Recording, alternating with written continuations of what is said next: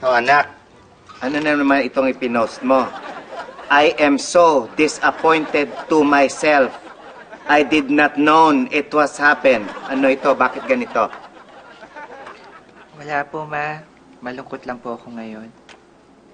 Anak, alam mo, ang totoong problema ay yung pag-i-English mo. English ka pa ng English, hindi mo naman kaya. Bakit? Bawal na ba magtagalog sa Facebook?